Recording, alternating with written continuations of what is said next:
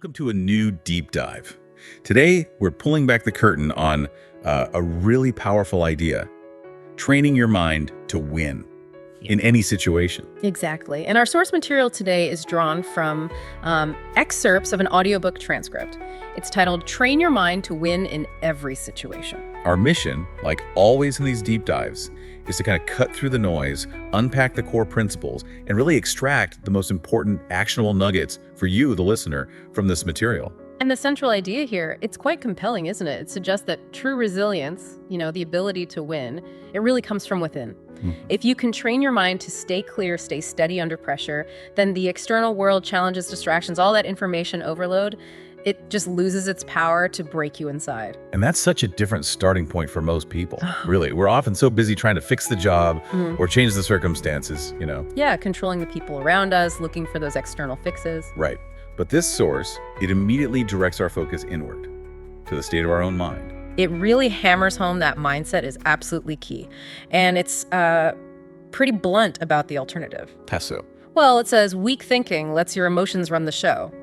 And a scattered mind. That just means you're constantly falling behind. What strikes me is the standard it sets. It's not just about, thinking positive thoughts. No. It defines a trained mind. Sharp, steady. One that simply doesn't break down, doesn't panic, and doesn't quit. And this material, it aims to give us the structure to actually build that. Exactly. And where does it suggest this crucial training begins? It's interesting. Not out in the world fighting fires. Right, it's much closer to home. Right at the very start of your day. Ah, yes, chapter 1. Own your day by thinking strong right after waking. This section frames that first hour after you wake up as the absolute foundation. The whole idea being, win that first hour and you set yourself up to win the day. It points out the common mistake here, the one, probably most of us make. Immediately letting the mind drift to problems. Exactly. Or reaching straight for the phone.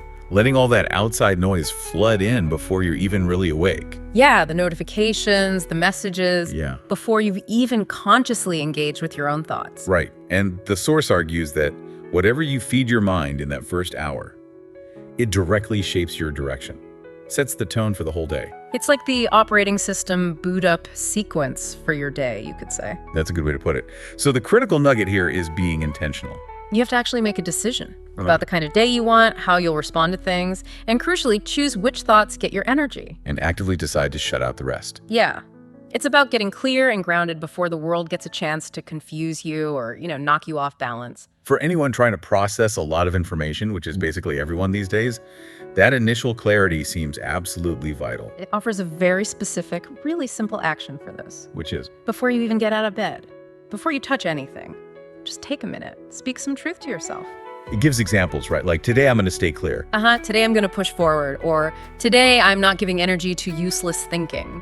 Things like that. And the source really stresses you have to mean it. Yes, that's the key. It's not just reciting words. That's powerful because it highlights it's not about some complex hour-long ritual. Not at all. It's a genuine decision made right there in that crucial first moment. Building this kind of mental sharpness, it's described like building a muscle, isn't it? Exactly. And that first hour, that's the primary training ground. It warns against immediately grabbing your phone.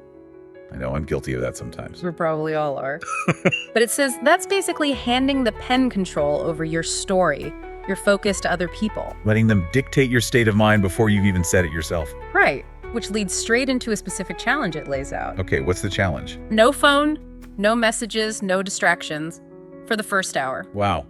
Okay, so what do you do instead? Use that time intentionally. Review your plan if you have one.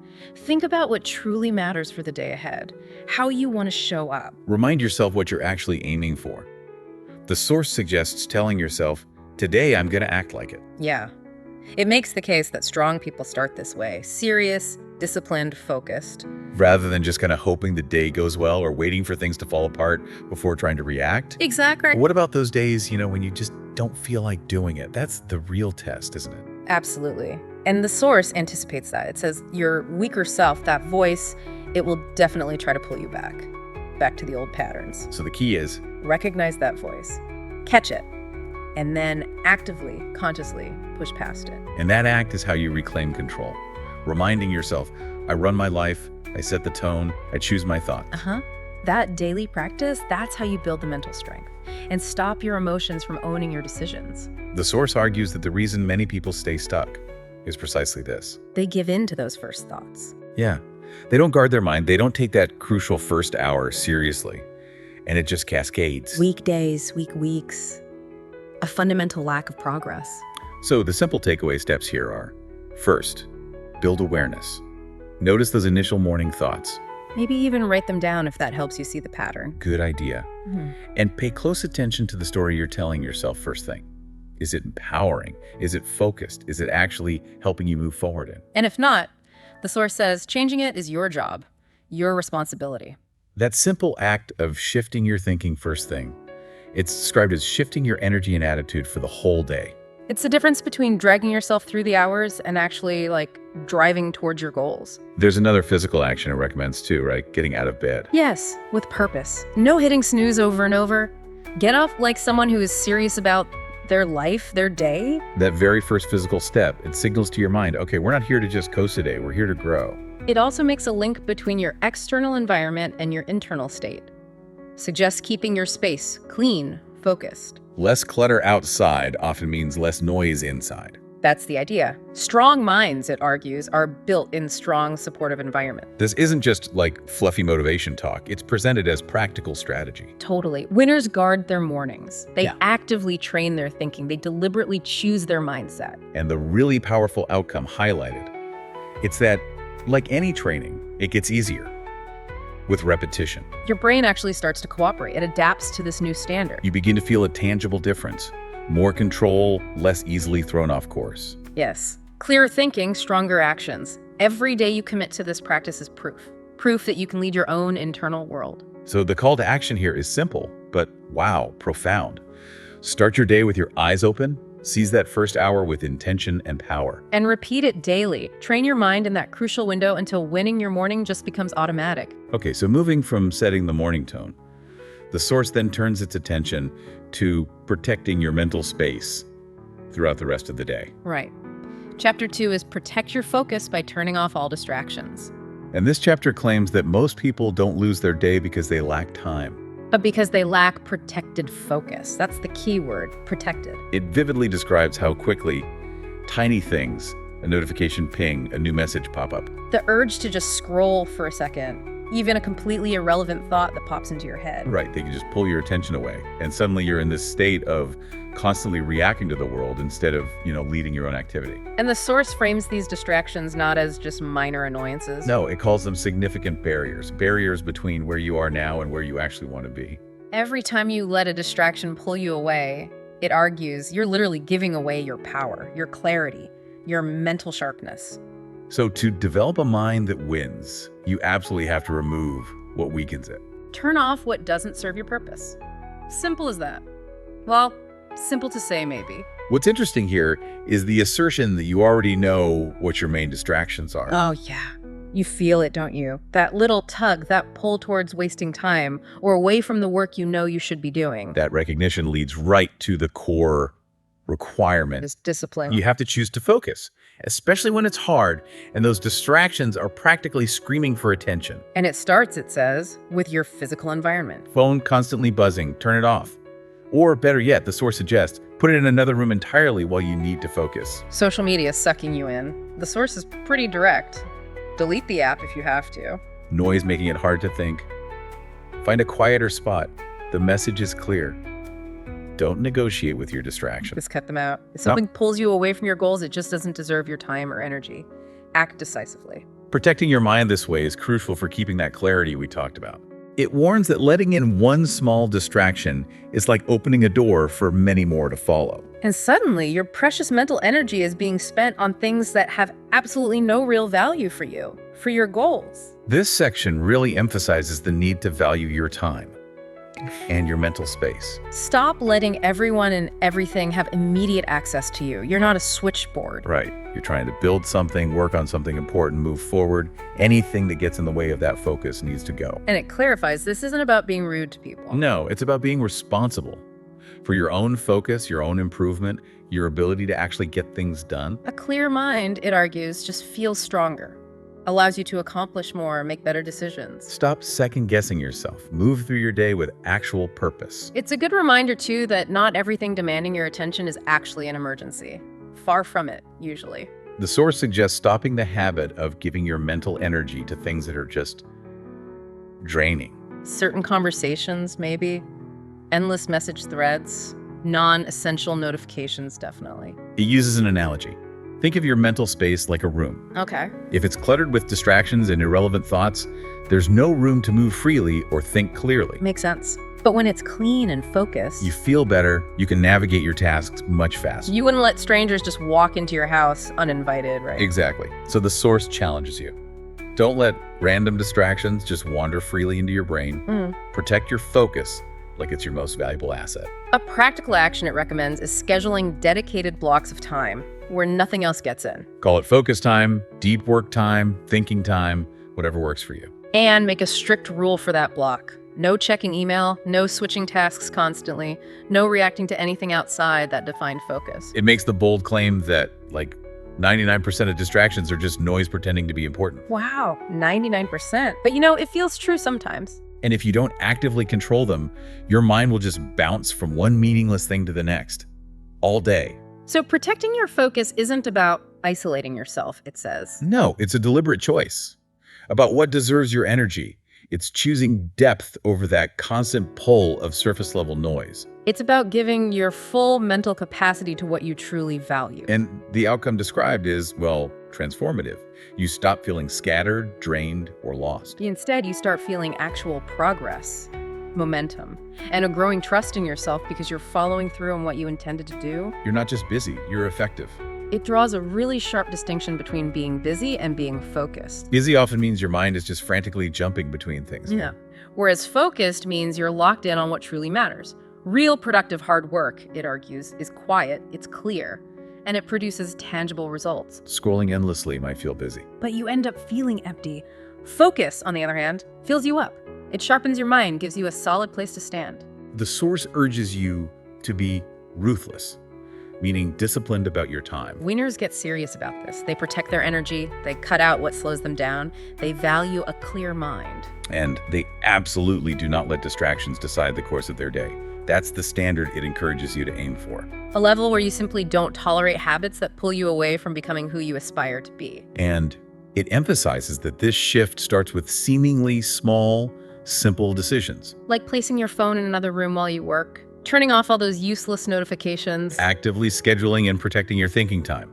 Breaking the habit of mindlessly opening new tabs or checking every single message the second it arrives. These small actions, consistently applied, are what build a stronger you. They train your mind to stay with a task, to go deeper. That's where real learning and growth happen. As the source puts it, you don't rise by chance, you rise by making conscious choices. Choices to do the things most people skip. Focus isn't just a personality trait, it's a habit. And it's a habit that clearly separates those who make significant progress from those who, remain stuck. When you're trying to process a wealth of information, whether it's for work or personal growth, losing hours to distraction isn't just about lost productivity. No, it feels like your life is slipping through your fingers. Your understanding stays shallow, your vision gets delayed. So the powerful call to action is to decide now. Choose what you will actively remove from your environment, from your habits. Which old habits will you break? Where will you stop giving your precious attention to things unrelated to your actual goals? Guard your mind fiercely, as if your future depends on its focused use. Because according to this source, it absolutely does. Train it to stay strong, stay on task, push through the boredom or resistance that naturally comes up. That, it argues, is how winners think and work, and how you begin to live the capable, effective life you're truly after. Okay, after laying that groundwork with morning routines and protecting focus, the source dives into building that internal resilience. Right. Chapter 3 is all about building toughness by doing what feels uncomfortable daily. And the section is very direct. It says most people want growth, strength, progress, but they want it without the discomfort, without the struggle or the pressure. And the source says plainly, that's just not how it works. Nope. To build real toughness, you have to earn it. Yeah. And you build it by deliberately, intentionally doing things that make you uncomfortable every day. This isn't about being a masochist or seeking out pain for its own sake. Not at all. It's training. training yourself to face life head-on rather than instinctively running from difficulty or discomfort. You can't just wait for life to magically get easier. The source argues you have to get stronger. And you get stronger by choosing to do the hard things. Not because they're fun, but precisely because they build something essential inside you. It suggests that when you intentionally lean into discomfort, you gain incredible value. Things like patience, resilience. The ability to stretch your perceived limits, and a deeper understanding of what you're truly capable of. Conversely, avoiding what's uncomfortable. Well, that just keeps you small, soft, leaves a lot of your potential locked away. Toughness, this material insists, is not something you're just born with. It is built. By doing what exactly? By choosing the cold shower, maybe? By having that difficult conversation you've been avoiding? By getting up early even when you really don't want to? Pushing through those last hard reps in a workout? It builds you up physically, sure, but crucially, also mentally and emotionally. You become a person who can walk into pressure, not constantly run away from it. Discomfort, in this view, it's like an honest mirror, isn't it? Exactly. It shows you who you really are when you face resistance. Where your doubts show up, your excuses, your fears. And growth is found in walking through those feelings, proving to yourself that you're committed to rising, to leading your own internal state, to taking pressure and just keeping going. It clarifies this isn't about being reckless. It's about a committed intention to become better. Doing what most people won't do. That's where the edge is found, right? The real difference. That's what it argues. And it posits that those who truly get ahead aren't always the most naturally talented. But they're the ones willing to do what's hard, without waiting for the perfect moment or the perfect feeling. Precisely. They take the cold shower now, make the tough call today, train when their body aches, work when absolutely nobody is watching. Discipline, it argues, is the slow, steady builder of that strength. And you don't need some massive life-altering challenge to start building this toughness. No. So where do you start? Start with what's immediately in front of you. Finish that task you've been avoiding. Say no to the easy comfort when growth requires something else. Speak the truth, even when it's difficult. Push through those last few reps. Choose the more demanding path in even a small decision. These seemingly small, uncomfortable actions, they stack up over time. They create an unshakable foundation of grit. Comfort is described as sneaky, because it's always whispering, "You're fine, relax, you've done enough." But deep down, the source believes you know the truth. You have more to give. And the easy path, well, it just doesn't lead where you ultimately want to go. That's why it's essential to challenge yourself on purpose. Don't wait for life to force discomfort on you. Actively put yourself in situations that demand a little more from you than you might feel like giving right then. Practice showing up and pushing through when it's inconvenient. That's the specific training ground where toughness is forged. Greatness, according to this material, is built in those quiet moments when you feel like giving up, but you keep going anyway. In the mornings, you desperately don't want to move, but you push yourself out of bed. In the steady discipline it takes to face your weak areas honestly and actually work to fix them, it takes courage and a firm decision to be more than just comfortable. It reiterates, you don't need extreme challenges to build this. You just need to stop running from what's hard. Make growth, not comfort, your primary goal. The more you face discomfort, the stronger you become physically, mentally, emotionally. Your will grows stronger. And your will is that reliable force that carries you forward when motivation inevitably fades. There is immense power, the source argues, in doing what you simply do not feel like doing. Every time you choose the uncomfortable action. You prove to yourself that your current feelings don't have ultimate control over you, that you can show up and perform regardless of how you feel in that moment. And that builds deep internal trust with yourself. Stop negotiating with yourself. Stop overthinking it. Just start acting. That's presented as the core behavior of tough people. They don't need to feel perfect or energized or motivated. They just need to decide and move. Most people, it suggests, wait for the right mood, which is, let's face it, inherently unreliable. Discipline, however, is reliable, and the path to making uncomfortable choices easier. Push yourself until they become normal, until they simply become who you are. Eventually, things that once felt impossible become your standard way of operating. You can tell a lot about someone, it says, by what they choose to do when absolutely no one is watching. That's where true toughness is revealed in private. The extra set of reps when you're tired. Writing the difficult page. Sticking to your plan when it would be easy to cheat. That kind of quiet character, built through private struggle, it's rare. And it's what separates those who rise consistently from those who remain average. The source acknowledges you won't get it right every time. You will fall short sometimes. Give in to comfort. But what truly matters is how you respond in those moments.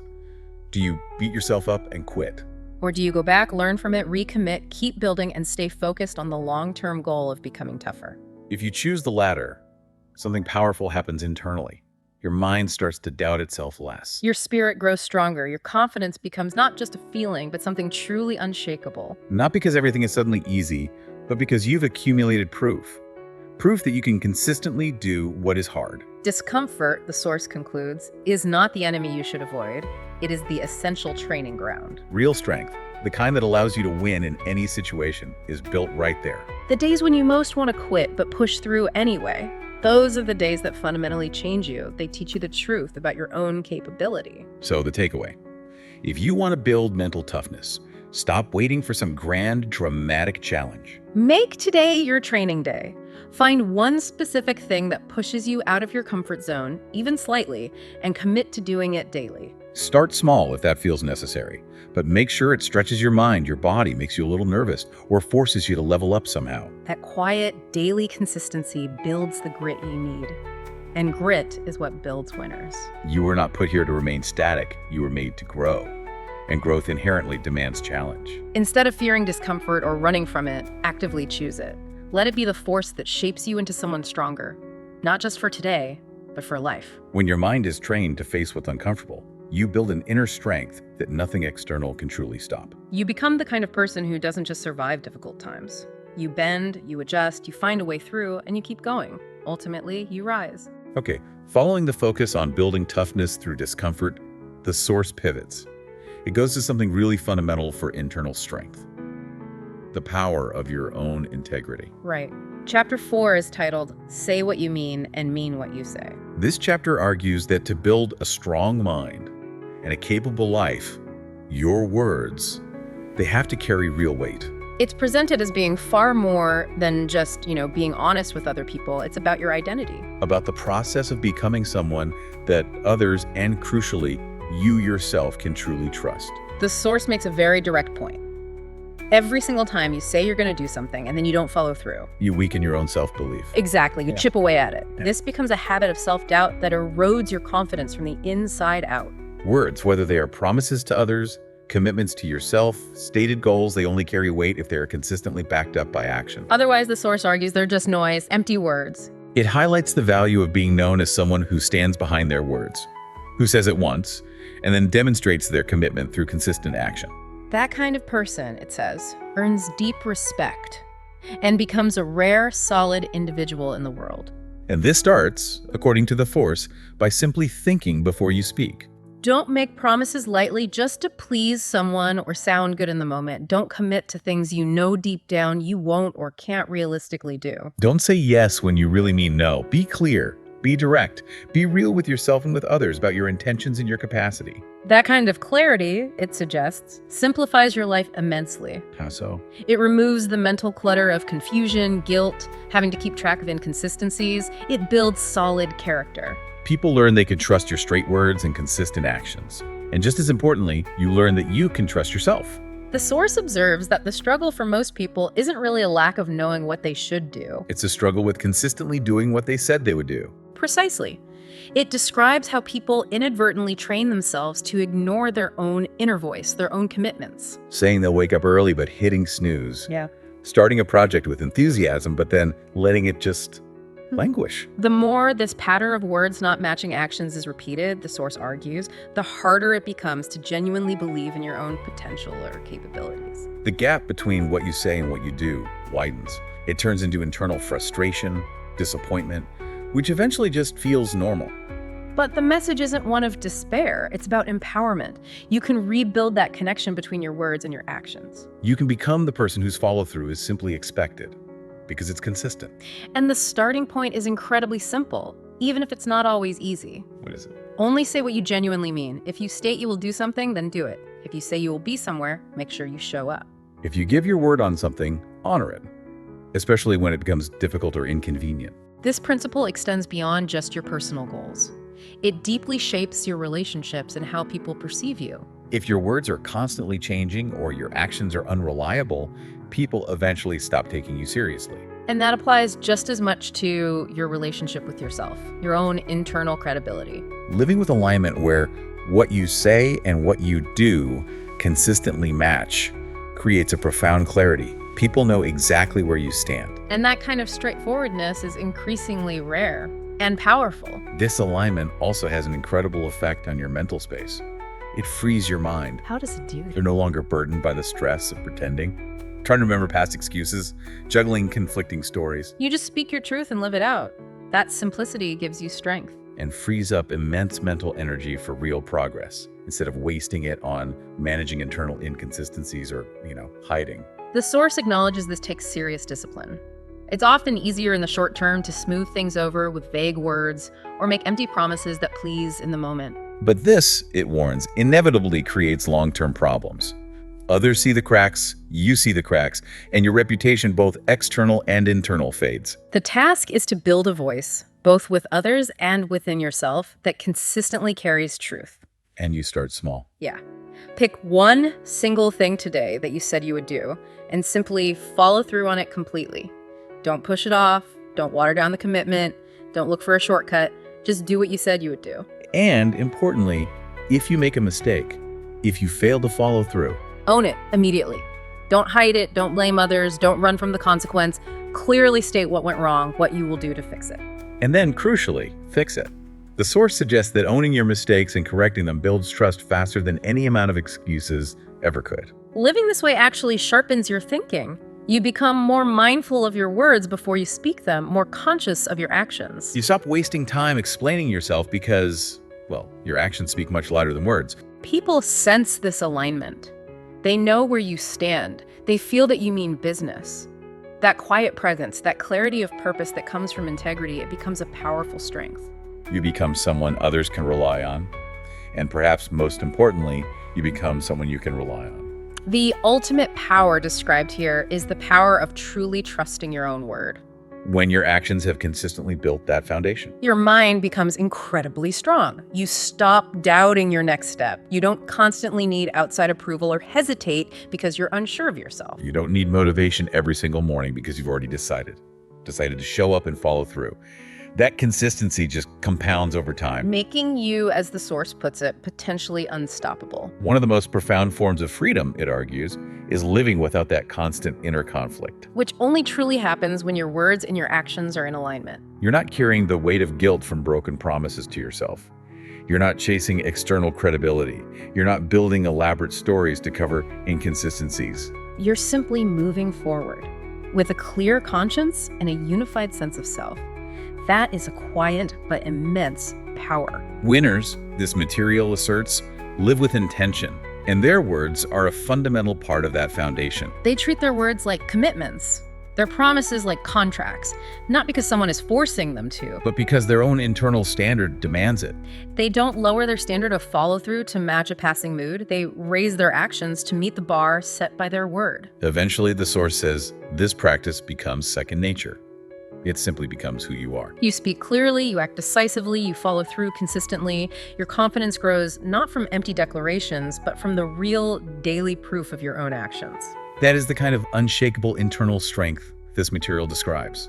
It builds a mind that wins consistently because it's built on a foundation of integrity, not fleeting motivation. And that's a foundation that nothing external can truly break. Shifting gears now, the source tackles one of the biggest hurdles to progress for many people. Chapter 5 is titled, Finish What You Start, No Matter How You Feel. This chapter gets right to the core truth.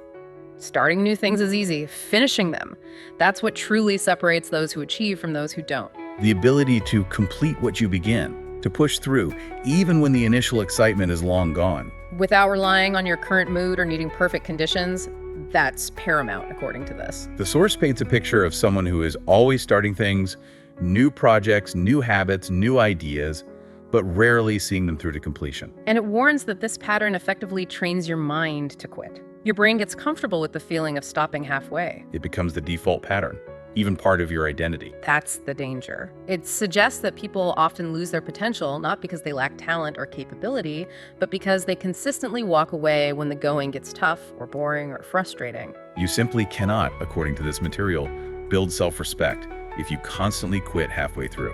You can't build discipline by giving up when things get hard. And you certainly can't build a strong, impactful life if everything you touch remains unfinished. The source highlights something powerful that happens internally. When you choose to finish something you really didn't feel like finishing, What's that? you build something deep inside yourself. You stretch your capacity. You prove to yourself, in a tangible way, that you don't need external motivation or for everything to feel perfectly right to follow through. You just need a decision and the commitment to keep your word to yourself. This simple habit, it claims, has the power to change your life faster than any grand strategy or goal-setting technique. We all know how it starts, right? You're excited, inspired, full of energy for the new thing, big ideas, big intentions. But then inevitably that initial feeling fades. The real effort kicks in. Distractions creep in, doubts arise. And quitting starts to look like the most reasonable option. You tell yourself you'll get back to it later, or when I feel more like it. But deep down, the source says, you know you're letting temporary feelings win, allowing short-term discomfort to dictate the long-term outcome. The source makes a stark point.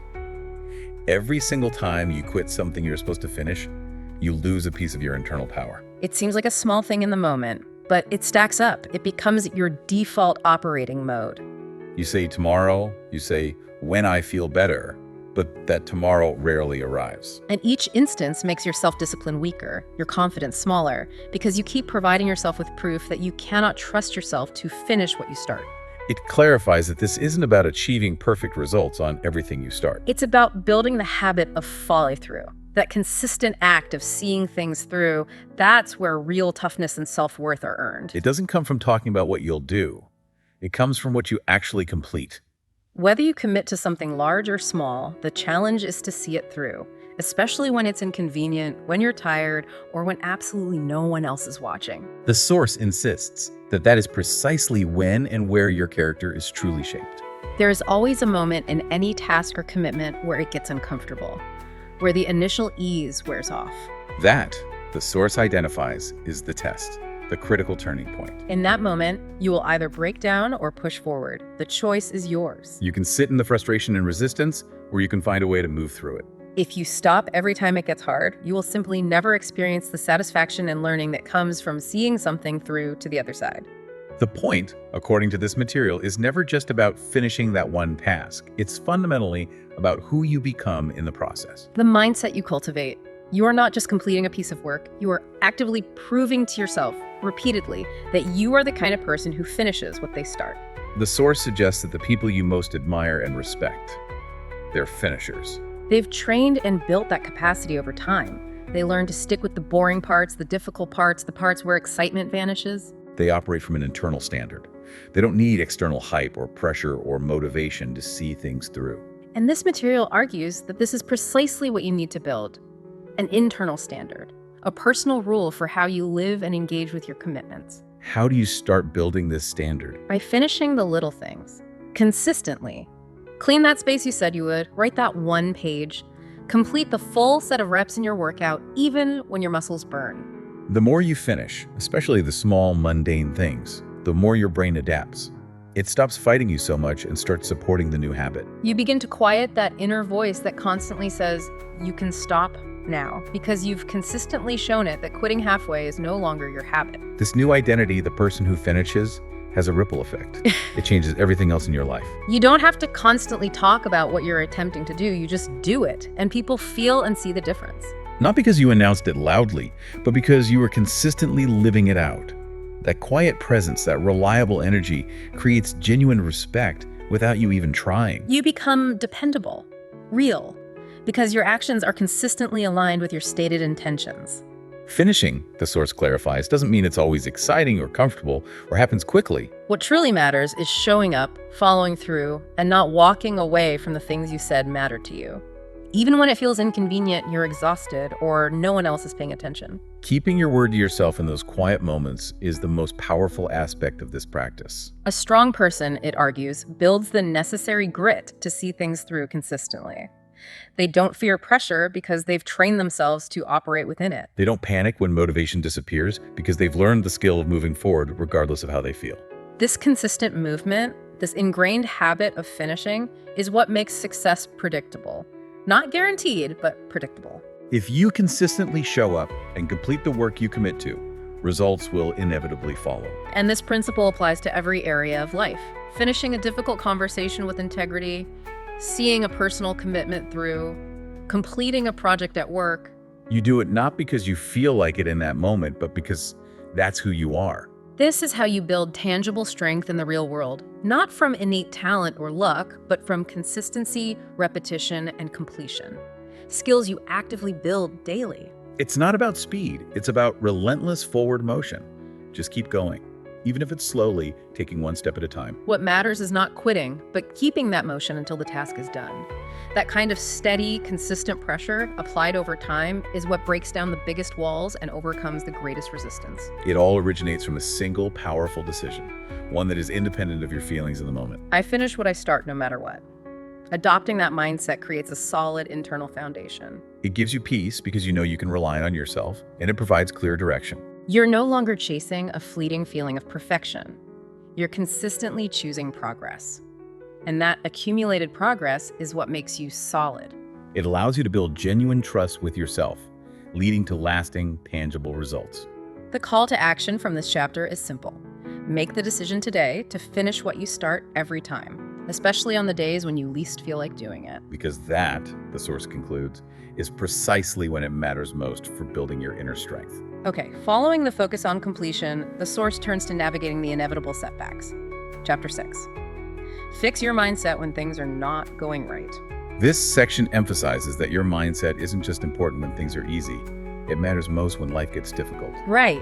When things aren't going according to plan or when you're facing challenges, it's easy to be positive when everything is smooth sailing. But real strength is built and revealed in the struggle. In those hard moments when plans fall apart, nothing seems to be working, you hit unexpected obstacles, your back feels against the wall, the source says you have a critical choice. Either let your immediate emotions take control, Or consciously choose to fix your thinking. It observes that the default reaction for many people when faced with difficulty is to just break down. They complain, freeze up, blame others, retreat. The source argues that this kind of reaction and the thinking behind it never leads to growth. If your first impulse when things get tough is to run, you'll never rise above those challenges. Life, the source acknowledges, will hit you, often repeatedly and unexpectedly. An untrained mind tends to fold under this pressure. Every challenge feels like the end of the world. Every mistake feels like a catastrophic failure. But, it says, that's fundamentally not how winners think. So how do winners think, according to this? Winners, when faced with difficulty, do not panic. Instead, they pause. They reset their internal state. They deliberately fix their focus. And they ask themselves different, more useful questions like, what can I learn from this situation right now? Or, what aspects of this are still within my control? How can I use this difficulty to grow stronger in this very moment? This conscious shift in thinking.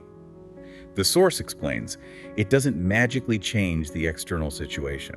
No, but it profoundly changes your internal position relative to it. You don't feel helpless or like you're drowning. Instead, you can begin to move through the difficulty with a sense of clarity. You're not just reacting blindly, you're choosing to respond strategically. A weak mindset, it suggests, expects things to be easy and smooth. A strong mindset, however, prepares itself for the inevitable storms. Not with fear and panic, but with grounded focus and presence. And this capacity takes significant practice and a level of honest self-awareness. You have to be willing to admit when your own thinking patterns are actually making the situation worse. The source urges you to stop feeding the negative thoughts that keep you stuck, to stop replaying the story that says you're not good enough or that this always happens to you. Because the truth, as presented in this material, is that your life fundamentally moves in the direction of your dominant thoughts. If you allow yourself to think you're done, you are.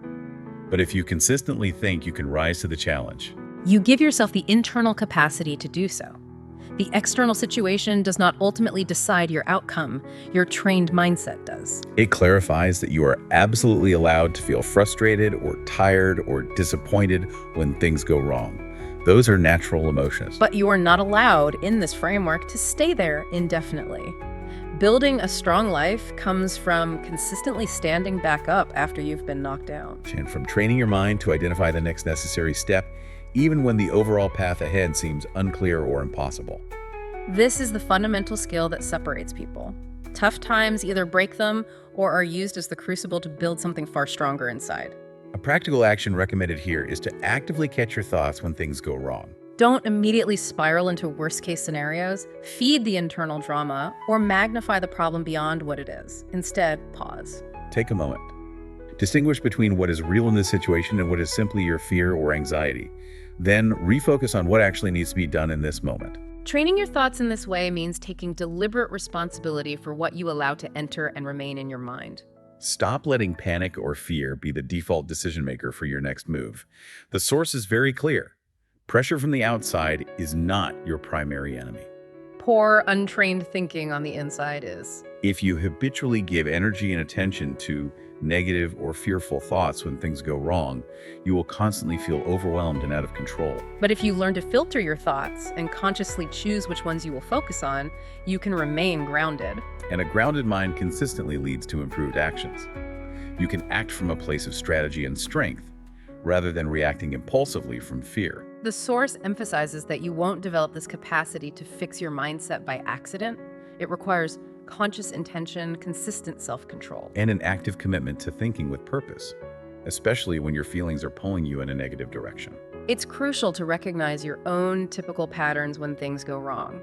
Do you tend to give up immediately? Do you automatically start doubting your own worth? Do you tell yourself, "See, this always happens to me"? The source identifies these as mental traps that are actively stealing your strength in difficult moments. You have to break those patterns. By stopping the pretense that they are harmless or simply how you are, Your mind is presented as a powerful tool, but if left untrained, it can turn into a weapon against you. dragging you down, highlighting your weaknesses, convincing you to stop or give up prematurely. The practice recommended is to constantly challenge your thoughts, particularly the negative ones. Ask yourself, is this thought actually true? Is it helping me right now? Is it pushing me forward or holding me back? If a thought isn't serving you, consciously choose to let it go. Replace it with something better, something rooted in reality and usefulness. It suggests learning to talk to yourself differently in tough times, not with fake, forced positivity. But with genuine strength and truth. Phrases like, okay, I'm not where I want to be right now, but I'm absolutely not quitting. Or, there's still time to change this. I've been through worse situations than this and handled them. Your thoughts, it argues, are like fuel for your mindset. Use them to stay grounded, to push forward. Recognize that your mindset is your own fundamental responsibility. You don't fix your mindset by avoiding pressure or seeking an easier path. You fix it by deliberately meeting pressure head on. And training yourself to stay clear within it. Show yourself that you don't need perfect, stress-free conditions to remain calm and think straight. Some of your most significant breakthroughs will emerge from facing setbacks, and your best, most strategic decisions can be made in the midst of chaos. But only if your mind is clear and steady. This capacity is built through practice, daily practice, especially on the days when you least feel like doing it. The source advises setting clear standards like non-negotiable rules, not just suggestions for how you will think and operate when things go wrong. This might include rules like absolutely no negative self-talk, no blaming others, no quitting the process entirely, no waiting for motivation to reappear before taking the next step. When things begin to fall apart, your job is to stick rigorously to those internal rules. Return to your core process. Keep your thoughts clean, focused on solutions, and simply stay in motion. Even if progress is slow, directed progress, it argues, is infinitely better than being paralyzed by negative thoughts. A strong mindset, the source clarifies, doesn't mean you feel good or happy all the time. It means you have developed the capacity to remain steady, focused, and directed even when you don't feel good at all. It means having the maturity and discipline to know how to consciously shift gears when negative emotions try to take the wheel and steer you off course. That capacity is power. It is maturity. And it is growth built through consistent practice, discipline, and conscious choice. It means choosing not to give your limited energy to weakness. A key way to fix your mindset is to connect back to your larger vision. Remember who you are committed to becoming. Let that future version of yourself guide your thoughts and choices in the difficult present. Every time you choose strength, focus, or a constructive thought over comfort, distraction, or negativity in a tough moment. You are actively building yourself into that future version. Every time you take control of your thinking when faced with a challenge, you're reinforcing an internal foundation that nothing external can truly shake. When life pushes back, and it inevitably will, the source urges you not to fall apart or immediately look for the easiest way out. Instead, step up. Get quiet internally. Stay focused. Take one small, deliberate step forward, then another. That, it says, is how you fix your mindset. Not with grand pronouncements or hoping for magic, but with real, conscious choices made consistently in real, challenging moments. Over time, Those individual choices accumulate, building powerful habits and becoming your default way of life. You are guaranteed to face problems in life. That's a certainty. But the source insists you do not have to face them from a place of internal weakness. You can train yourself through consistent practice to think stronger, to respond thoughtfully instead of reacting impulsively, to keep your mind clear and focused even under significant pressure. The more you practice this, the more automatic and accessible that calm clarity becomes. The next time things don't go your way, the first place to look, according to this material, is not your external situation or other people, But your own thoughts. Because if you can get your thinking right in that moment, everything else tends to follow. Your energy shifts, your actions improve, your direction becomes clear, and you move forward not because the problem disappeared or life got easier. But because you got stronger on the inside. That, the source concludes, is the kind of mindset that wins every time. Okay, building on that idea of managing your internal state when things go wrong, the source dives deeper into handling specific pressure situations. Chapter 7 is train your thoughts to stay calm under pressure. When pressure shows up, tight deadline, confrontation, unexpected news, just a pileup of demands, the common reaction is tension, right? Rushing, speaking without thinking. Letting fear take over your decision-making. The source argues this reaction stems from a lack of conscious training. To succeed consistently, it says, you absolutely must train your thoughts to remain calm, clear, and steady when things feel heavy, uncertain, or overwhelming. Calmness in this context isn't weakness or passivity. It's presented as a profound form of internal control. Maintaining a steady mind when everything else around you is chaotic. And this isn't an innate trait. It's a skill that is deliberately built through practice. Life and its problems, the source reminds us, rarely wait for a convenient moment or give you fair warning. They hit fast and hard, demanding an immediate response. If you have trained your thoughts, you can meet that pressure with clarity and composure. If your mind is untrained and easily scattered, you'll likely freeze, overreact, or make poor decisions, letting fear dictate your actions and losing control of both the situation and yourself. The crucial point is made. It's not enough to be calm when things are easy and predictable. The real test and the real value of this training is being able to access that calm clarity precisely when things are not easy. This training, like so many things in this material, starts with simple awareness. You cannot manage what you don't notice. The source observes that under pressure, most people let their thoughts run wild. They imagine the worst-case scenarios, replay potential problems that haven't happened yet. They essentially create internal chaos and panic in their minds, which only serves to add immense pressure on top of the external challenge. So the first step is learning to catch yourself early. When you feel that pressure building, pause. Take a deliberate step back from the rush of your thoughts. Ask yourself clarifying questions. What is actually real in this moment versus what is simply my fear or anxiety projecting? What specific action needs to be taken now versus what might potentially happen if everything goes wrong? Training your thoughts, particularly under pressure, means taking deliberate responsibility for what you allow to occupy your mental space. Stop letting the immediate feeling of panic or the loudest fearful thought automatically decide your next move. The source is clear. The external pressure itself is not the ultimate enemy. It is poor, untrained thinking about the pressure that causes you to break down. If you give significant energy and attention to every negative or panicky thought that arises under pressure, you will constantly feel overwhelmed and out of control. But if you learn to filter those thoughts, to challenge them, and to consciously choose where you direct your attention, you can remain grounded and steady. And a grounded, steady mind is capable of much better actions, allowing you to operate from strategy and strength rather than simply reacting from fear. Here's a practical action the source proposes. Practice calm thinking in the small frustrations of your daily life. Like when someone cuts you off in traffic and you feel that immediate surge of anger. Exactly. Practice pausing and choosing not to react impulsively. When your plans fall apart unexpectedly, practice staying focused on the next step rather than immediately panicking. When faced with aggressive or unreasonable people, practice responding thoughtfully rather than exploding with anger. The source calls these little moments your daily mental gym.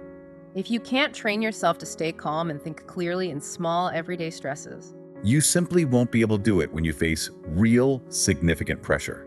Building this capacity happens step by step, one controlled thought at a time.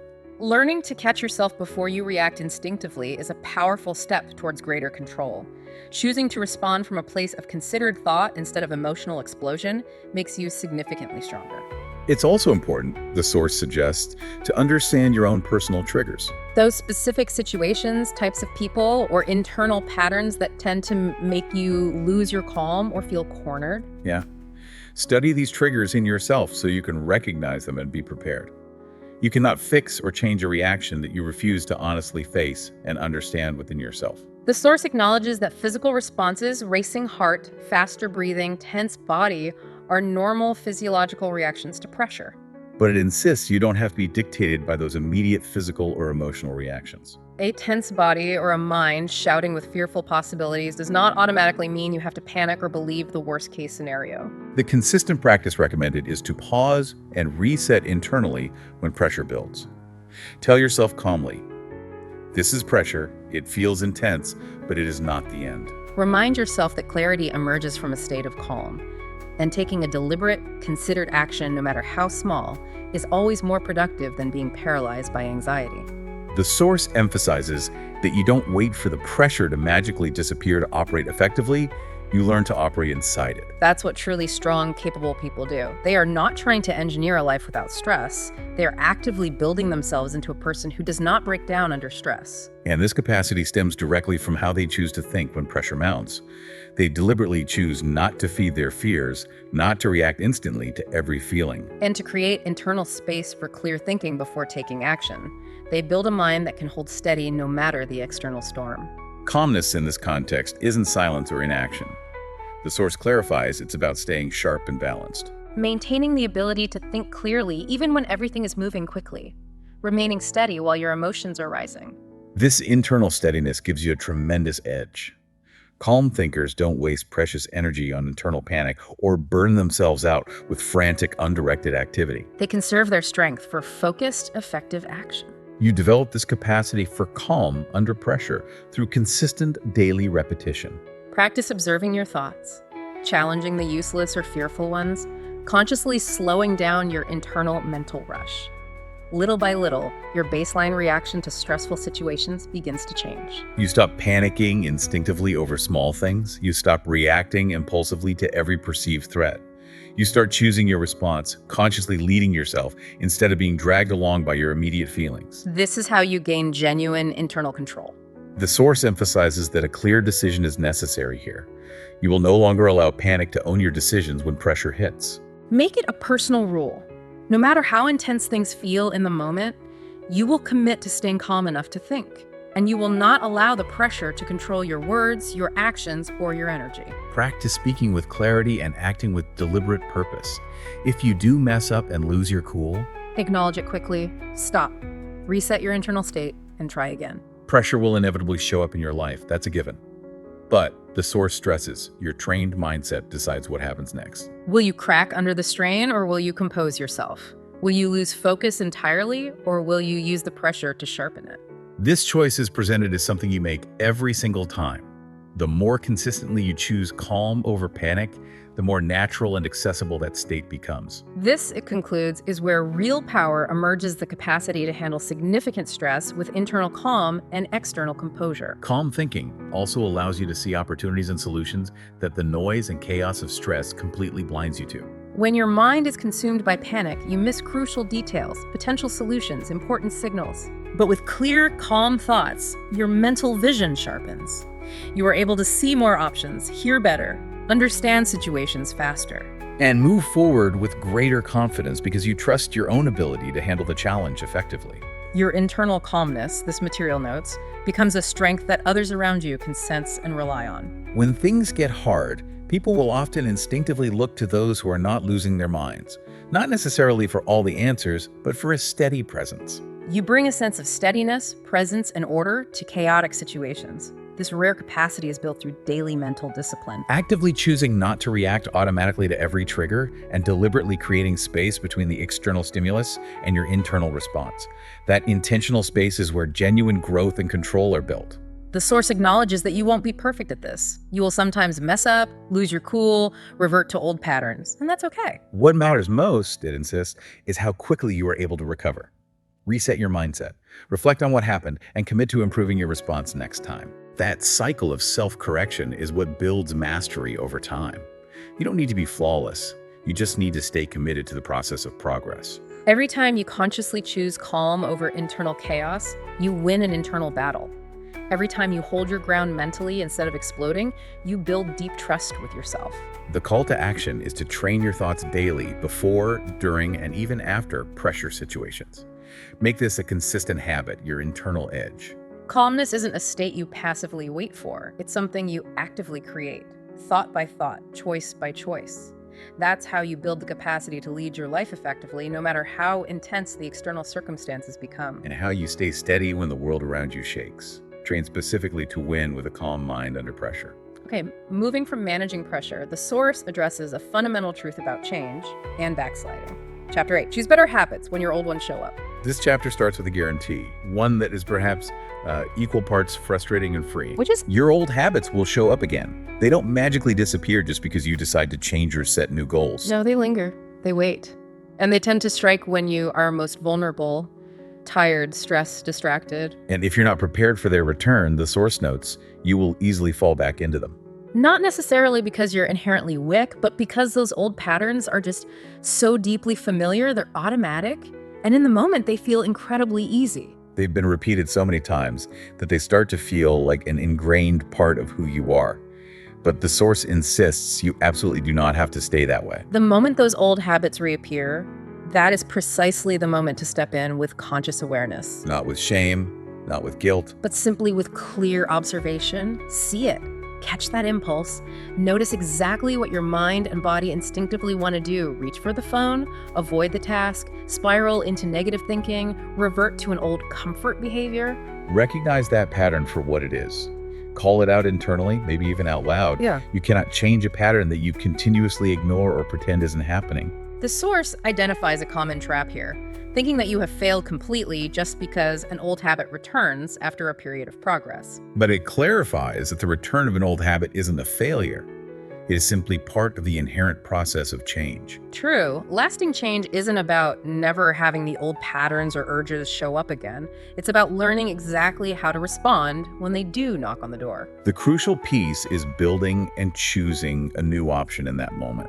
You have to replace the old habit, not just try to white-knuckle saying no to it. The brain doesn't easily let go of established habits. It has built strong, efficient pathways for them. They are the default path of least resistance. So if you truly want to build a mind that wins, you can't just tell yourself to stop the old behavior. You need to actively give your brain something new and better to do instead. Replace delay with immediate action. Mental junk with clarity. Escape behaviors with focused presence, self-pity with forward movement. You are actively training your entire system, your brain, and your behavior to prefer the new, better way. And this process takes consistent repetition, daily repetition. You have to actively reinforce the new path, especially in those moments when the old ways call out to you. Don't argue with the old voice. Simply act according to the new standard. Interrupt the ingrained pattern by consciously choosing a different response in that critical moment. The more you do that, the more your brain starts to trust this new pathway, the easier it becomes to walk away from the old habit because you are consistently demonstrating you're no longer feeding the old pattern. The source suggests there is a small, quiet moment every single day when you will feel that tug, that inner voice or impulse urging you to return to the easy, comfortable old way. That moment, it argues, is precisely where the real work of change happens. That is where transformation lives. In those small, seemingly insignificant private choices you make when no one else is watching. It is, in effect, an internal battleground where you get to prove, repeatedly, who is truly in charge. To succeed here, you must be honest with yourself about the specific habits that tend to pull you back. Write them down. Look at them clearly, without judgment. Don't pretend they are harmless or dismiss them with, "That's just how I am." The source is firm. These kinds of excuses are what keep people stuck. Be direct. Be honest, and make a clear, conscious decision, a real choice that says, that version of myself, those old behaviors, they don't align with who I am becoming, and they do not lead where I want to go. This process, the source acknowledges, does not mean you will become perfect overnight. Slipping back into an old habit occasionally is simply part of being human, part of the learning process. What matters most, and where real growth is shown, is what you choose to do after a slip. Do you beat yourself up and spiral back into the old pattern completely? Tell yourself you'll start again Monday. Or do you quickly catch yourself, acknowledge the misstep without excessive drama, and immediately course correct? returning to your better choices. The source encourages leading yourself again, fast. Stop giving your mistakes so much power over your future actions. Choosing better habits isn't about doing more things or adding unnecessary complexity. It's fundamentally about doing the things that truly matter. The things that help you grow, the things that bring out your best capabilities. These are often simple habits. Like having a strong, intentional morning routine, setting clear goals for your day, moving your body consistently, fueling yourself with real food. Having honest conversations when necessary, taking time for reflection, applying focused effort to important tasks. They don't need to be flashy. They need to be solid and consistently repeated. Your future trajectory, the source argues, depends far less on your grand plans or what you post online. And far more on what habits and actions you are consistently repeating right now. If your daily actions are still tied to old, limiting habits, your life and your outcomes will inevitably remain tied to those old patterns. The clearest path forward, then, is simple. See the old habit or impulse when it arises. Pause deliberately in that moment and consciously choose the better, new behavior instead. Do this over and over again with consistency until that new choice is no longer a struggle but becomes your default response. The source urges you to protect your new, better habits fiercely, treating them as a core part of your developing identity because, it says, they are. If you treat these new behaviors as merely temporary strategies you can pick up and put down, you will easily abandon them when things get hard or uncomfortable. But if you internalize them and say, this is simply who I am now, this is how I operate, everything fundamentally changes. You stop negotiating with the old self. Stop flirting with the possibility of returning to past patterns. This internal clarity builds immense power and provides genuine freedom. Freedom in this context isn't the ability to do whatever you want impulsively. It's the internal capacity to consistently do what serves your highest goals and values without being constantly pulled back by old, limiting patterns that no longer belong in your future. When those old behaviors knock on the door, trying to pull you back into the same mindset, the same energy, the same outcomes, the source encourages you to be ready, expect them, prepare for their appearance, and in that crucial moment, consciously act from your new script. the set of behaviors and responses you have deliberately chosen, which reflect your discipline, your growth, your strength. Every single time you do that, the old voice loses a little bit of its power. The urge loses its grip. And your new desired identity takes deeper root.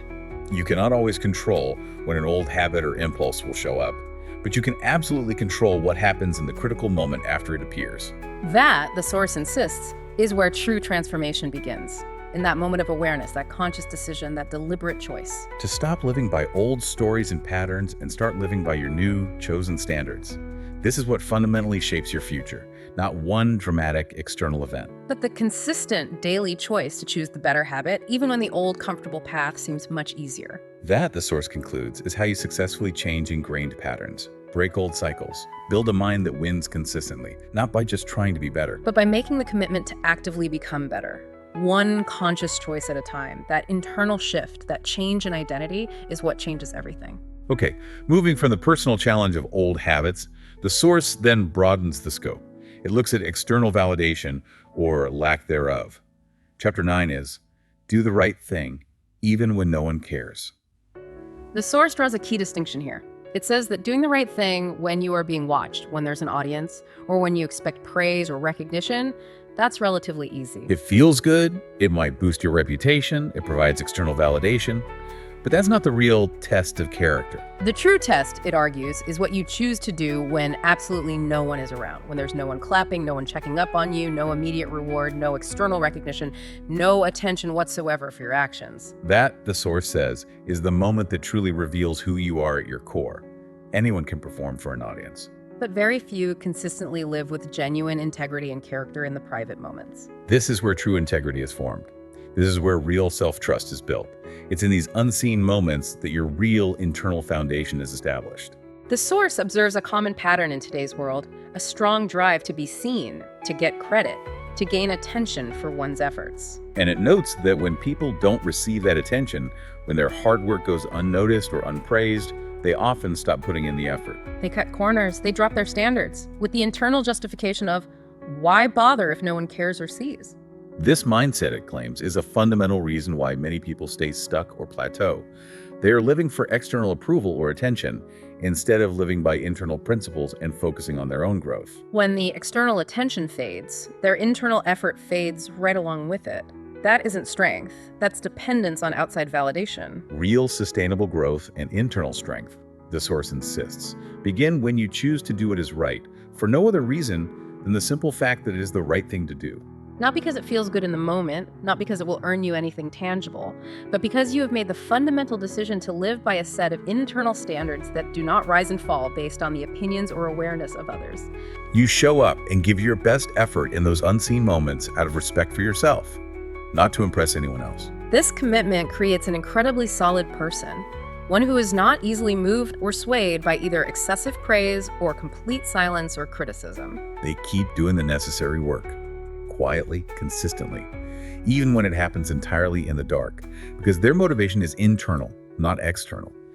Every single day, you are faced with dozens, perhaps hundreds, of small decisions that seem too minor to possibly matter. Do you pick up that piece of litter or leave it? Do you cut a corner to finish faster or complete the task properly? Do you choose to be fully honest or slightly bend the truth? Do you stay committed to your plan, or quit when it gets hard because no one is watching your effort? In these moments, nobody external might be watching or applauding. But you are. And you feel the effects of those choices internally, deeply, when you have given less than your best or compromised your own standard. That internal awareness stays with you and either builds you up or subtly tears you down over time.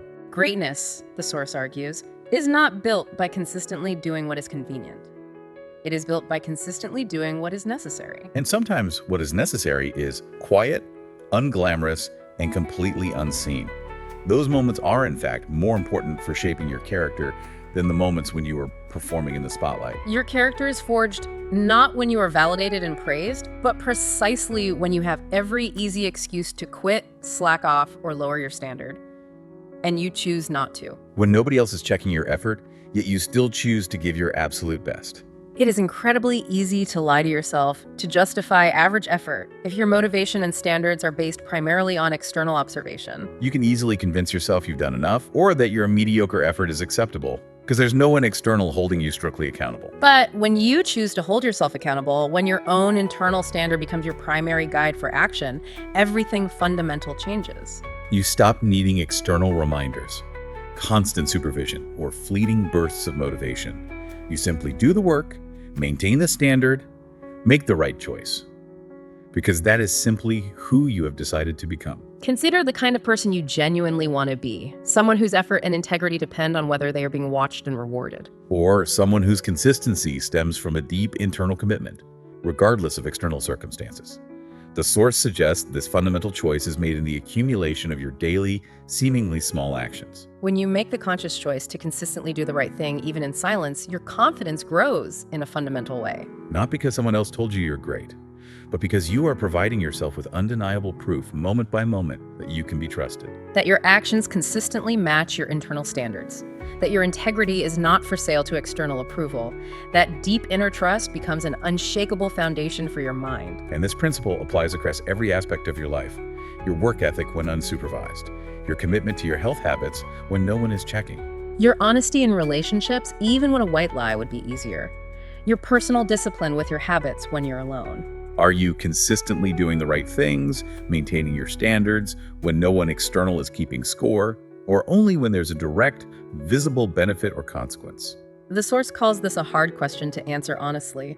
But your answer, it argues, is a direct determinant of how strong and reliable your mind will become. It is easy, certainly, to do the right thing when you are surrounded by applause and positive reinforcement.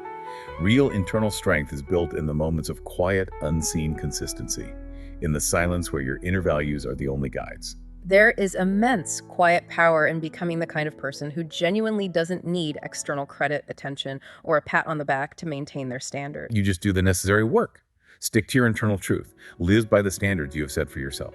Every time you make that choice in an unseen moment, you become more solid, more internally focused, more fundamentally respected, not because others are necessarily watching, but because you are watching yourself, and you know unequivocally that you are not cutting corners on your own character. The source suggests you cannot get truly far in life if your sustained motivation depends entirely on who is paying attention to you at any given moment. Because people's attention is fleeting. They get busy, they move on, they forget about your efforts. If you rely on their external energy and validation to stay on track, You will inevitably falter and fall off course every time that praise or attention disappears. Doing the right thing in private, then, becomes the ultimate test of your commitment and internal strength, because it signifies you have taken full, complete ownership of your standards and your actions. You are not living or acting for external reactions. You are living and acting for internal alignment. You are not adjusting your behavior or standards based on the likelihood of external approval. You are remaining consistent because you deeply value your own growth and integrity. That is the fundamental source of genuine discipline. This doesn't mean you will never feel tired or uninspired or face internal resistance. Of course you will. But it means you keep going anyway, because you have made a core decision that your values and standards will not change with the external weather of opinion or the internal fluctuations of your mood. You have built a foundation that does not shake simply because you don't feel like adhering to your standard in the moment. This is a rare and incredibly powerful capacity. And the source argues it is available to anyone willing to stop performing for others and start committing to their own internal truth. Some of your most significant and impactful internal wins, the source states, will never be witnessed by anyone else. They will happen in those quiet, unseen moments. The moment you make the right choice when there is no external reward for it, the moment you push through the difficulty when there is no audience to applaud your effort. The moment you choose to be honest and operate with integrity, even though taking a shortcut or lying would be much easier and more convenient, that is the win that matters most. Because that win, repeated consistently, builds the person you are becoming, and builds the kind of mind that has the fundamental strength and reliability to carry you through any challenge life presents. It's not about being perfect, the source reiterates. You will undoubtedly mess up sometimes and fall short of your own standard. But when you do, the crucial step is to own it honestly, address the misstep, and move forward quickly. This capacity to call yourself out internally, to take responsibility without excessive drama, is a mark of real maturity, discipline, and self-leadership. The more consistently you choose to live this way, the stronger and more reliable your mind becomes. Don't underestimate the profound cumulative power of consistently doing the right thing, upholding your standards, and putting in genuine effort when absolutely nobody external is noticing or caring. The source insists that this is where your real life is being built, piece by quiet piece. This is where your future self is observing you. Not looking for external recognition, but for the fundamental traits of reliability, truthfulness, and consistent effort. If you want to be genuinely proud of the person you are becoming, start there. In the quiet choices nobody sees, the effort nobody praises. The ultimate takeaway from this chapter: if you can consistently win in private, upholding your standards and doing the right thing when no one cares, You build an internal strength and integrity that ensures you will never fundamentally lose in public, regardless of the external outcome. this practice isn't for show. It's for your own internal growth, your own discipline, and your own profound sense of freedom that comes from being truly aligned. It is the quiet path to building a life that works, not by chance, but by intentional design. One seemingly small, quiet action at a time. You don't need an audience to be great. You just need an internal standard you refuse to lower. That is where the real lasting power lives. And that, the source says, is the kind of mind that wins forever. Finally, the source brings it all back. Back to the foundational practice underpinning everything else it discusses.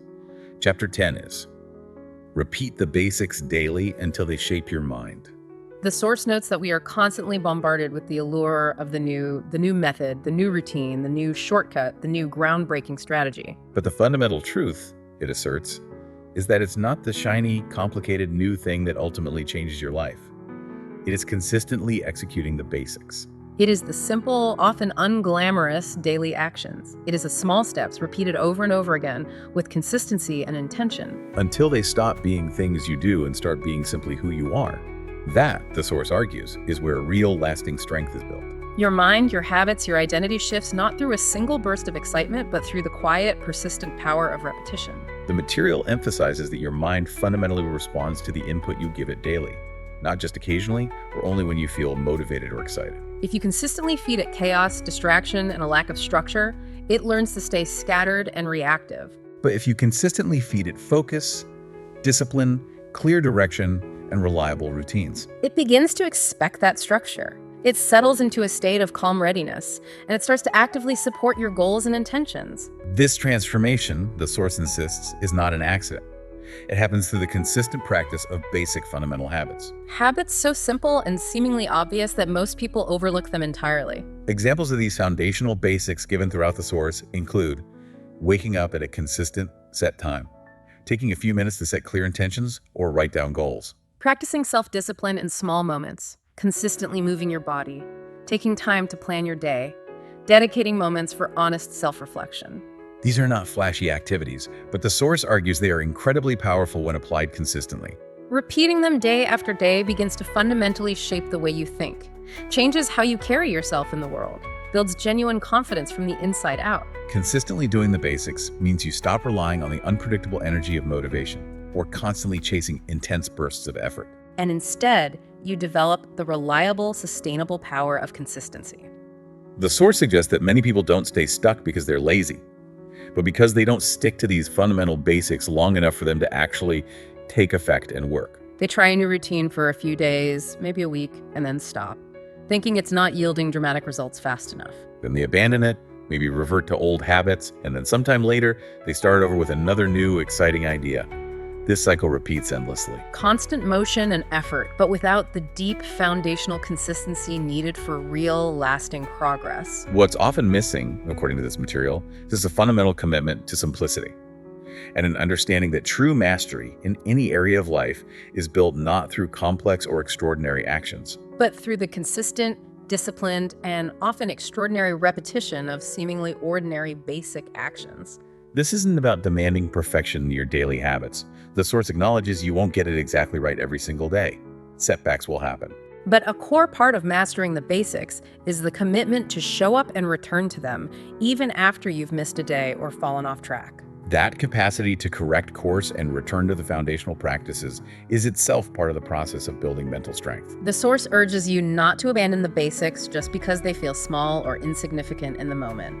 Small actions, when repeated consistently over time, compound into massive results. One strong, intentional day builds upon the next, and before you know it, your mind starts to adapt and internalize these patterns. You naturally think with more focus, move with more purpose, feel a deeper sense of being in control. Not because your external life is suddenly perfect, But because your internal structure, built by consistent basic habits, is strong. there is profound power in repetition. Every time you perform one of these basic actions intentionally, even when you don't feel like it, you are sending a clear, powerful message to your mind. About what truly matters to you and what it should expect as the standard. Over time, your brain starts to trust this direction. It stops fighting the new patterns. And it begins to actively support your goals by making the right actions feel more natural. But if you constantly change your approach or abandon the basics whenever they become boring or difficult, Your mind never has a chance to settle into the new pattern. It remains uncertain, always susceptible to slipping back into the old, comfortable ways whenever things get challenging. discipline in this view isn't about doing something incredibly hard just once. It's about consistently doing something relatively simple over and over again. Day after day, week after week, until it ceases to be something you have to force yourself to do and simply becomes a fundamental part of who you are. That consistency in the basics, the source suggests, is the secret that most people avoid. Constantly seeking external extremes or complex hacks instead of embracing the quiet power of consistent routines. Winners, it argues, understand this secret. They embrace repetition, they value the basics, and they simply get to work doing them every day. In any area of life you wish to improve, the source argues that it's always the basics that carry the most weight and yield the most sustainable results. Showing up consistently, staying honest with yourself and others, putting in genuine effort even when no one is watching, maintaining focus despite internal and external distractions. These actions might not be dramatic or exciting, but they are incredibly powerful. And they only work, the source emphasizes, if you keep doing them over and over until they become fundamentally woven into the fabric of who you are. The source encourages you to consciously decide the kind of person you are actively building through your daily habits. If you aspire to be a focused person, you must practice focusing daily. If you want to be disciplined, you must consistently keep your word to yourself, even when you are tired or face resistance. If you want to build a strong, reliable mind, you must consistently feed it with strong, reliable routines. Especially in those moments when you feel weak or depleted, that, the source argues, is when the real shaping happens. Even when it feels like nothing significant is changing, those moments of consistent effort with the basics matter more than you think, because your brain is always observing, always learning, always adapting to the patterns you repeatedly feed it. Keep showing up, keep repeating the basics, and eventually something clicks. A fundamental shift occurs internally. your identity begins to change. You stop needing external reminders or constantly negotiating with yourself about what you should be doing. You simply do it because that's who you are now. You become the person who consistently follows through, who doesn't quit when it gets boring, who doesn't need the next new trick or external motivation to stay on track. The basics aren't boring or unimportant when you truly understand what they are building. Habits that reliably support you. Confidence that is genuinely unshakable because it's based on proven action. And a mindset that remains steady and capable, even under significant pressure. That, the source insists, is not boring. It is the path to profound power. The fundamental ability to rise and meet challenges no matter what happens around you. Strength, it argues, is not built on fleeting emotion. It is built on consistent, daily practice of the fundamentals. The concrete action suggested by the source. Start small. Choose just one basic habit from this material, perhaps that intentional first minute after waking, or putting your phone away for a specific block of time. Commit to doing that one thing daily for a full week, without missing or skipping or overcomplicating it. Just do that one basic thing consistently. Then, once that feels established, add another basic habit and stack them. Keep it simple and prioritize consistency above all else. Before you realize it, if you commit to this process, you will look up and find that your life feels significantly more stable. Your decisions are clearer, your actions feel more intentional and aligned. This isn't magic or luck. It's simply the direct result of your conscious decision to keep showing up for yourself in these seemingly small foundational ways. That, the source argues, is where true sustainable transformation truly begins. Not in a single dramatic event or perfectly engineered life plan. But in the simple, powerful decision to do the basics consistently and to do them well. Treat your daily habits like they matter immensely, because according to this material, they absolutely do. Stop underestimating the transformative power of repetition and chasing after every shiny new idea. Start building real, solid foundations for your life and your mind. This isn't about discipline for the sake of being disciplined.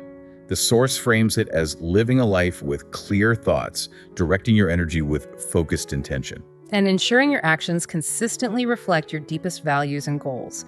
It's not about living randomly or reactively. It's about building internal order, rhythm, and a consistent commitment to the process of becoming. And one day, if you commit to repeating the basics daily, you will experience a fundamental shift. The basics will no longer feel like something you have to force yourself to do. They will simply be what you do. They will be the reliable, consistent practices that keep you grounded and continue to fuel your growth, becoming an inseparable part of your identity. Once that happens, the source concludes, there are truly no limits to where your mind can take you, because it is trained, it is steady, and it is fundamentally shaped by the daily conscious decisions you made to move yourself forward. Don't wait for the perfect routine, the perfect circumstances, or a flood of motivation. The source urges you to just start today with one basic thing. And commit to keeping starting daily. That, it argues, is the fundamental difference between those who wish for a different life and those who consistently win. The winners simply keep doing the basics over and over until those actions become so ingrained they don't even have to think about them anymore. From that place of consistent, intentional action, they build a life that truly works, not by chance, but by deliberate, quiet, consistent design. One simple step, repeated with purpose and intention, day after day, until your mind is fully shaped, ready for anything, and the results are undeniable. Wow, that was quite a deep dive into the internal work required to build a winning mind, wasn't it? Really focusing on the principles laid out in this source material. Absolutely. The core message throughout is so clear. Building a mind that can navigate and succeed in any situation. It isn't primarily about external circumstances or these grand gestures. No, it's about the consistent, disciplined, and often uncomfortable daily choices that fundamentally shape your inner world. Your capacity for focus, your resilience. We've unpacked some really key pillars presented in this material. The power of intentionally owning your first hour. The necessity of fiercely protecting your focus from constant distraction. The vital role of embracing discomfort to build genuine toughness. The foundational importance of living with integrity, aligning your words and actions. That difference-making habit of finishing what you start, regardless of how you feel. The critical skill of fixing your mindset, specifically when things aren't going right. The deliberate training required to stay calm when pressure is high. The awareness and choice needed to select better habits when old ones inevitably resurface. The quiet strength gained by doing the right thing, even when unseen. And the ultimate power found in consistently repeating the basics until they reshape your very identity.